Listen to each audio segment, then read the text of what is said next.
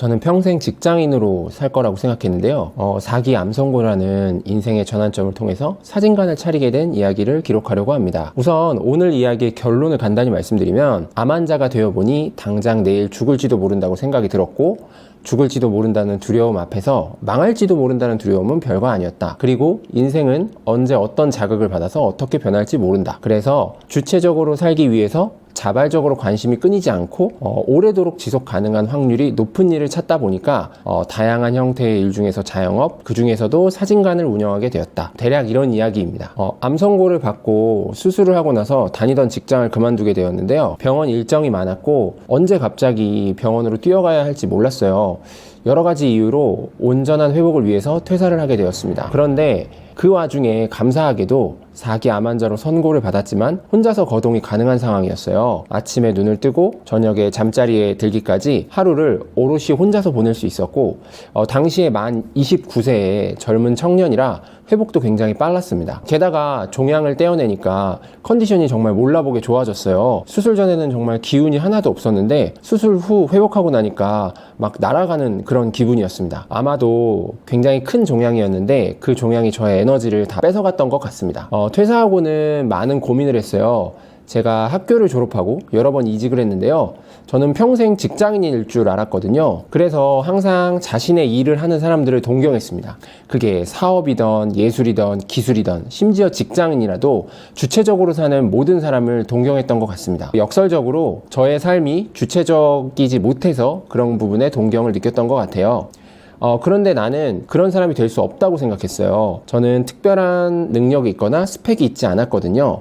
게다가 무엇인가를 배울 의지도 여유도 없었습니다. 그러다가 4기 신장암 선고를 받게 되었고 잠시 삶을 멈추게 되었습니다. 침대에서 천장을 보면서 많은 시간을 고민했어요. 내가 무엇을 할 수 있고 무엇을 하고 싶은가, 그런 답도 없는 고민이었는데요. 우리가 평소에도 이런 고민을 많이 하잖아요. 그런데 언제나 삶은 소중하지만 이게 진짜 언제 어떻게 될지 모른다고 생각하니까 그 고민의 무게가 많이 달라지게 되었습니다. 과거에 지인이 이런 말을 저한테 해준 걸 항상 가슴에 제가 품고 살았어요. 직장 생활은 나의 명치를 타인에게 내어주는 것이다. 아마 이런 비슷한 말이었을 텐데요. 처음 그 말을 듣고 항상 마음속에 간직하고 있을 정도로 굉장히 공감을 많이 했던 것 같습니다. 그래서 저는 호감이 가는 일 중에 내 명치를 내어주지 않고 주체적으로 살아갈 수 있는 일이 무엇일까 많이 고민했던 것 같아요. 그러다 보니까 몇 가지가 추려졌는데요. 목수, 에스프레소바, 사진관, 이렇게 세 가지로 압축이 되었습니다. 첫 번째로 목수로의 삶이었는데, 목수라는 게 종류도 굉장히 많고 되게 다양한 형태의 목수가 있더라고요. 그래서 당시에 청년들을 교육하는 목수 프로그램이 있어가지고 알아보았고요. 기술이 만약에 숙련이 된다면 제가 힘 닿는 데까지는 무언가를 만들면서 생존할 수 있을 것 같다는 생각이 들었습니다. 그런데 제가 아무래도 몸이 성치 않은데 체력적으로 부담이 많을 것 같았어요. 당시에는 체력이 괜찮았는데 이제 혹시나 일하는 중에 병이 진행되면 다른 직업을 선택하는 것보다 영향이 굉장히 많이 올 것 같아서 생각을 접게 되었습니다. 두 번째로는 에스프레소 바를 운영하는 것이었는데요. 여러분 혹시 에스프레소 좋아하시나요? 저희 매형이 커피 산업에 종사해요. 그래서 코엑스에서 정기적으로 카페쇼라는 행사에 항상 참여를 하시는데, 그 카페쇼라는 게 전국의 많은 커피나 디저트 산업 관련된 사람들이 모여서 하는 박람회 같은 거예요. 그래서 저희 매형이 다니는 회사도 카페쇼에 참가 중이었는데 누나가 심부름으로 매형네 부스에 간식을 전달해 주라고 하더라고요. 그래서 전달해 주러 갔는데 이제 매형이 처음으로 "처남 에스프레소 좋아해?" 이렇게 물어보시는 거예요. 그래서 "이거 한번 마셔봐" 하면서 에스프레소 한 잔을 이렇게 저한테 내어주시더라고요. 그래서 아니 에스프레소가 그거 쓰고 양 적고 맛 없는 거 아닌가, 그냥 그렇게 생각했었어요. 예전에 카페에서 먹어본 적은 있었거든요. 근데 이제 매형이 이렇게 저어서 마시라고 이야기를 해가지고 이렇게 저어서 그냥 마셨는데 혀 끝에 이게 닿는 순간 태어나서 처음 느껴보는 맛을 느꼈어요. 이게 씁쓸하면서 굉장히 달콤하고 그 진한 에스프레소에 순식간에 빠져버렸습니다. 아마 비슷한 경험이 있다면 초콜릿을 처음 먹었을 때 그런 기분을 느꼈었던 것 같아요. 정말 너무너무 맛있는 거예요. 보통의 한국의 커피 문화는 에스프레소를 마시는 게 아니라 다른 커피를 만드는 재료로 쓰기 때문에 온전한 에스프레소라고 부르기에는 좀 무리가 있는 것 같더라고요. 그래서 그날 이후로 전국 카페에 에스프레소 투어를 다니기 시작했습니다. 한국의 커피 문화는 약간 공간 대여의 형태를 띠고 있고 미국의 커피 문화와 조금 비슷한 면이 있는 것 같아요. 제가 잘은 모르지만 에스프레소보다는 아메리카노가 활성화되어 있는 문화였습니다. 그래도 에스프레소 바 형태로 운영되는 카페들이 있어서 되게 자주 찾아갔었어요. 그 당시에 기억나는 카페가 이제 약수역에 위치한 그 리사르 커피라는 바를 제일 많이 찾았던 것 같아요. 그때는 그 리사르 커피가 약수역 그 시장에만 매장이 있었거든요. 그래서 병원에 오가는 길에 있어서 자주 찾아가서 마시고 뭐 궁금한 것도 여쭤보고 그러다가 에스프레소 바를 제가 운영해보는 건 어떨까 이런 생각까지 닿게 됐습니다. 그런데 뭐 여러분 당연히 아시겠지만 그냥 좋아하는 거랑 창업하는 거는 완전히 다른 일이잖아요. 그래서 짧은 생각이었지만 그냥 가능 유무를 체크하면서 뭐 여러 방면으로 좀 알아보고 있었어요. 그 당시에는 에스프레소 마시는 게 제일 재밌었거든요. 그러다가 이 에스프레소가 이탈리아의 커피인데 이탈리아에 가면 얼마나 더 맛있는 커피가 있을까 하는 그냥 순수한 궁금증이 생겼습니다. 그래서 그런 생각이 들자마자 로마행 비행기를 덜컥 예매했습니다. 저는 이때 떠난 이탈리아 여행으로 암선고 이후로 제 인생이 한 번 더 바뀌었다고 생각합니다. 누가 물어보면 이렇게 얘기해요. 철이 없었죠. 에스프레소가 좋아서 로마를 간다는 게. 뭐 이런 식으로 항상 장난식으로 얘기를 하는데요. 진짜 급하게 결정하고 간 건데 아마 제가 암 환자가 아니었으면 저라는 사람은 이런 결정을 못했을 거예요. 제가 대학 시절 때부터 방학 때마다 이렇게 유럽으로 배낭여행 가는 친구들이 정말 많이 부러웠거든요. 왜냐면 항상 여행은 돈과 시간을 쓰는 거라고만 생각했어요. 근데 암 환자가 되고 나니까 뭐 언제 어떻게 될지 모르는데 돈 있으면 뭐함? 이렇게 생각했던 시기였던 것 같습니다. 그래서 결과적으로 여행은 무언가를 쓰기도 하지만 채우기도 한다는 걸 이때 이 여행의 경험을 통해서 알게 됐거든요. 뭐 어쨌든 그렇게 로마에 도착하고 테르미니 역을 이렇게 나가는 순간에 완전 영화 속에 들어온 것 같은 기분이 들더라고요. 뭐 아니면 게임 속에 들어온 것 같은 기분? 그런 기분이 들었습니다.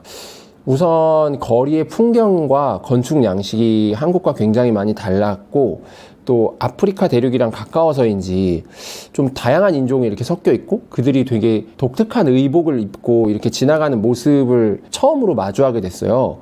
그래서인지 굉장히 이국적인 느낌을 많이 받았습니다.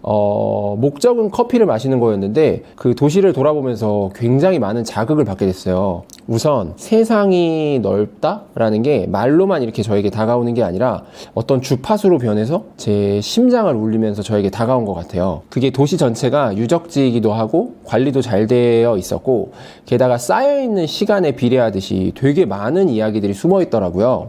단순하게 에스프레소가 마셔보고 싶어서 왔는데 커피보다 빵과 건축물 그리고 스토리에 굉장히 많이 빠지게 되었습니다. 저는 거기서 한국인 가이드에게 이렇게 투어를 신청해서 다니는 걸 참 좋아했어요. 재밌는 얘기를 많이 이렇게 해주셨거든요.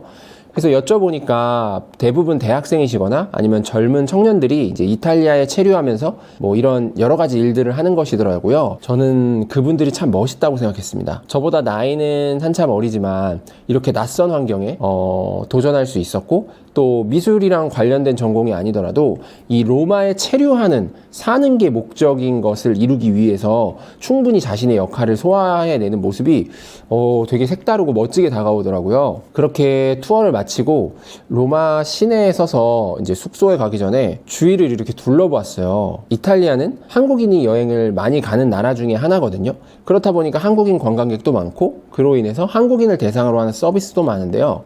이렇게 방금 만나뵀던 유적지를 한국어로 안내하는 가이드 아니면 신혼여행 온 커플에게 뭐 스냅 사진을 찍어주는 일을 하시는 분들 뭐 요리를 하시는 분들은 레스토랑에서 일을 구하시기도 하고 주체적으로 살아가는 분들의 삶을 이렇게 간접적으로나마 이렇게 체험할 수 있게 됐어요. 만약에 갑자기 지금 이탈리아에서 살아가야 한다면 어떤 방법으로 돈을 벌 수 있을까? 이렇게 생각을 해봤습니다. 저는 이탈리아어는 물론이거니와 영어를 잘하지도 않거든요. 뭐 그렇다고 요리를 잘하거나 노래를 잘하거나 아니면 뭐 그림을 그릴 수도 없었습니다. 이전에 다녔던 직장의 경험을 살려서 이곳에서 할 수 있는 일도 없었어요. 뭐 이렇게 예를 드는 게 좀 극단적인 예시이긴 하지만 언제나 가슴속에 명치를 내주지 않는 삶을 동경했었던 마음이 그 순간에 이런 생각으로 이어졌던 것 같아요. 지금 당장 인간 정호영이 로마에서 살아남을 수 있는 방법은 사실 전혀 없었습니다. 왜냐면 저는 생산의 주체가 될 어떤 능력도 없다고 느꼈습니다. 그동안에는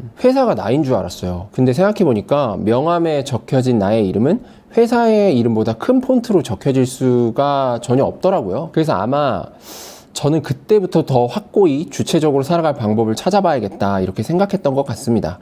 제가 수술 이후부터 취미로 사진을 촬영하고 있었는데요. 당연히 이탈리아 여행에서도 사진을 찍으면서 돌아다녔어요. 사진 찍는 게 그냥 순수하게 재미있었고, 뭐 여행 내내 그 무거운 카메라가 한 번도 번거롭거나 귀찮다고 생각한 적이 없었거든요. 그래서 그 순간에 좋아하는 일로 돈을 벌어보는 건 어떤 기분일까? 이런 생각이 들었습니다. 또 그게 사진일 수도 있겠다는 생각도 들었어요. 뭐 패션이나 예술 사진은 아니지만 동네에 꼭 필요한 사진관이 되어보는 건 어떨까? 이런 생각을 하면서 여행지를 돌아다녔던 것 같아요. 여행에 돌아오고 나서 에스프레소 바는 현실적으로 운영하기에 초기 자본이 일단 많이 들고 또 실제로 운영하기에 리스크가 컸었던 게 무엇보다 신장을 하나 떼어놔서 남아있는 신장이 하나밖에 없었는데 하루에 몇 잔씩 커피를 마시는 게 좋지만은 않을 거라고 생각하는 부분도 크게 작용했어서 이제 목수와 같이 이제 생각을 접게 됐어요. 그래서 세 번째, 사진관 운영을 하고 싶다고 생각이 들었는데요. 우선 귀국하고 났더니 제 지인이 스몰 웨딩을 한다는 걸 알게 됐어요. 그래서 혹시 그러면 사진은 어떻게 할 거야? 라고 물어봤더니 그냥 핸드폰에 이렇게 삼각대 두고 촬영한다고 하더라고요. 그래서 그러면 혹시 아무래도 핸드폰보다 카메라가 낫지 않겠냐? 이렇게 한번 물어보고 제가 한번 촬영을 해보고 싶다 이야기했더니 너무도 흔쾌하게 모델이 되어주시겠다고 하시는 거예요. 그래서 나름 또 야외와 실내 이렇게 촬영을 나눠서 선유도 공원에서 야외 스냅을 촬영하고 그 다음에 인근의 렌탈 스튜디오에서 스튜디오 촬영을 하기로 계획했습니다. 갑자기 난생 처음 이런 경험을 하게 됐는데요. 실수가 굉장히 많았어요. 그런데 이제 해당 커플이 응원을 많이 해준 덕분에 제 인생의 첫 번째 인물 촬영을 마치게 되었습니다. 스튜디오 촬영은 조명을 어떻게 쓰는지 몰라가지고 스튜디오 사장님 막 붙잡고 여쭤봐가지고 기본 세팅만 배워서 촬영을 했는데 촬영하고 나서 보니까 생각보다 사진이 굉장히 깨끗하게 잘 나오더라고요. 그래서 사진관을 운영해보고 싶다는 생각이 거기서 더 확고해진 것 같아요. 그런데 이제 사진을 어떻게 찍어야 하는지 전혀 감이 오지 않았어요. 제가 전공은 체육인데다가 사진은 전혀 찍어본 적이 없었고 수술 이후로부터 이제 사진기를 들고 촬영을 하기 시작한 거여서 몇 개월 되지 않았거든요. 그리고 이제 카메라 기능에 의존해서 사진을 촬영하다 보니까 어떻게 이 사진이 이렇게 나오는지도 전혀 몰랐고 또 이게 사진관을 운영하는 게 목표다 보니까 이제 조명을 활용해서 좀 더 잘 찍어보고 싶은 생각이 들었습니다. 그래서 사진에 대해서 전혀 아는 게 없어가지고 학교를 다시 가야 되나? 이런 생각을 했었어요. 근데 그러면은 수능을 또 다시 보고 입시를 준비해야 되는데 그게 1년 안에 된다는 보장도 없고 문제는 제가 언제 죽을지 모르잖아요. 만약에 운이 좋아서 입시를 한 번에 통과를 해가지고 학교를 이제 입학한다고 해도 졸업할 때까지 굉장히 많은 시간이 걸리고 또 그 비용도 적지 않은 금액이란 말이죠. 게다가 제가 학자금 대출 덕분에 참 많이 힘들었었던 기억이 있어가지고 고민을 많이 했어요. 그러다가 어쨌든 부족한 지식은 보완을 해야 되겠고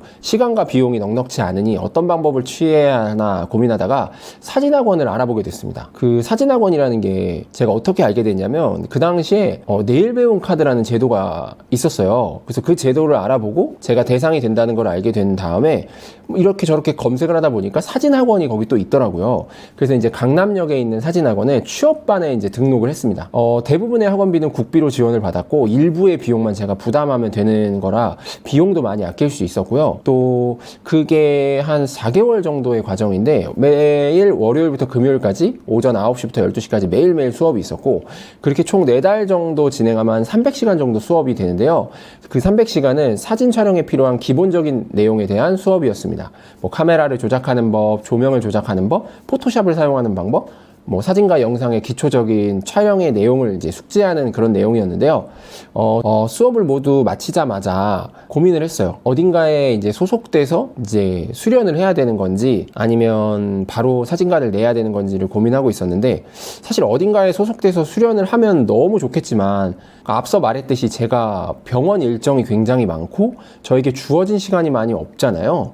그래서 저는 바로 사진관을 오픈하는 방법을 선택했습니다. 그러니까 만약에 제가 학교를 다녔다면 내야 될 등록금을 사진관 월세를 대체한다는 마음으로 동네에 아주 작은 공간을 얻어서 사진관을 시작하게 됐어요. 그게 벌써 횟수로 6년 전 일이거든요. 초반에는 이제 문 닫는 다른 스튜디오에서 장비도 막 중고로 사오고 그러면서 제 사진관이 시작됐던 것 같아요. 당연히 초반에는 손님이 안 계셔가지고 사진으로 월세를 못 버니까 자전거 타고 막 음식 배달해서 월세 충당하기도 하고 또 사진관에 방문하는 손님이 안 계시니까 제가 사진관 내부에서 하는 촬영 말고 이제 어떤 기업의 뭐 행사 촬영, 그 행사 현장을 촬영하는 일도 해보고, 또 온라인 사이트에 이렇게 등록을 해서 이제 뭐 물건을 이제 택배로 배송받아서 이제 촬영해서 파일만 전달해 드리는 등 사진관을 운영하려고 되게 다양한 도전을 했는데, 그 도전들이 지금 생각하면 참 좋은 경험이었고 되게 재밌었던 기억이 납니다. 왜냐면 사진관을 운영한다는 건 사실 사진을 잘 찍는 건 당연히 기본이겠지만 돈을 버는 거는 사진을 잘 찍는 거랑은 또 다른 일이니까요. 그래서 참 되게 좋은 경험을 많이 했던 것 같아요, 초반에.